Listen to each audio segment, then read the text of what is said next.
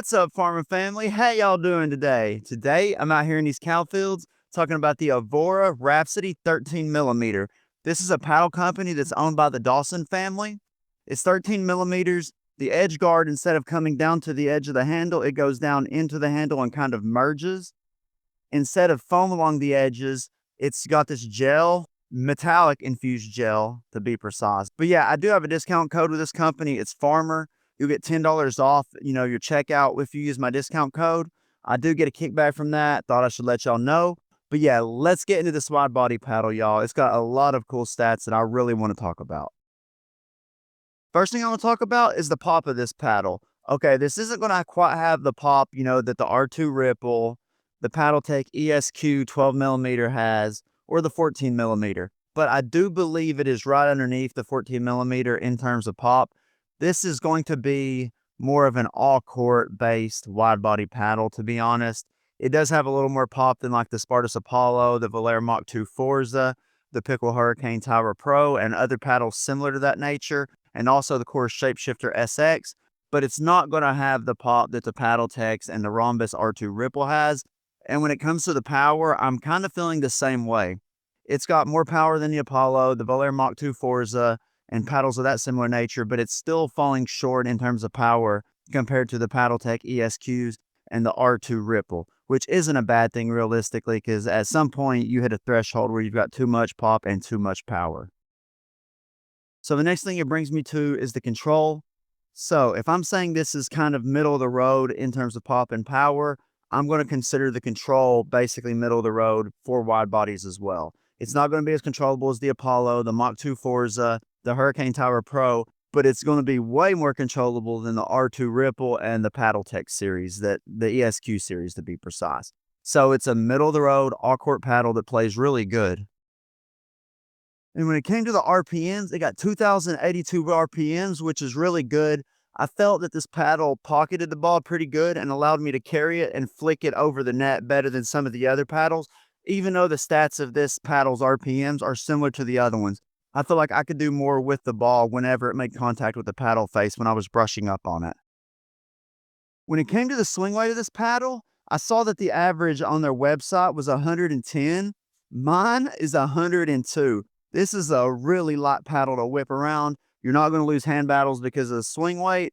It's customizable. You can have plenty of lead tape and get it up to the 108, 110 range and add a lot more power to it realistically. And then in terms of the overall static weight of my paddle, it was 8 ounces right out of the box without anything on it.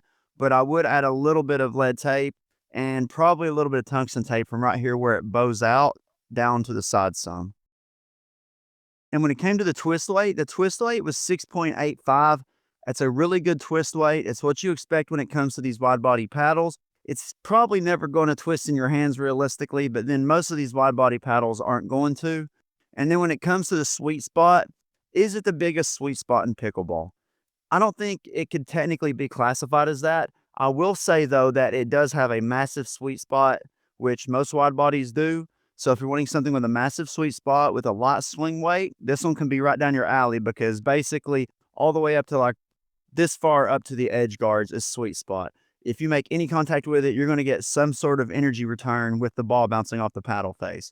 But yeah, I don't really like, classifying stuff as the best at this, the best at that. It's just really, really good at this, having a good sweet spot. Hey guys, John with Hometown Pickleball. I had the chance to play with this Avoura paddle. Actually, I was quite impressed. The power and stuff was great. Normally, I play with the Pulsar, and so I thought with the wide body or the standard shape that I wouldn't like it. A lot of standard shapes I don't like. Feels like I'm pushing the wind a little more. This paddle, and if you actually look, I line these things up.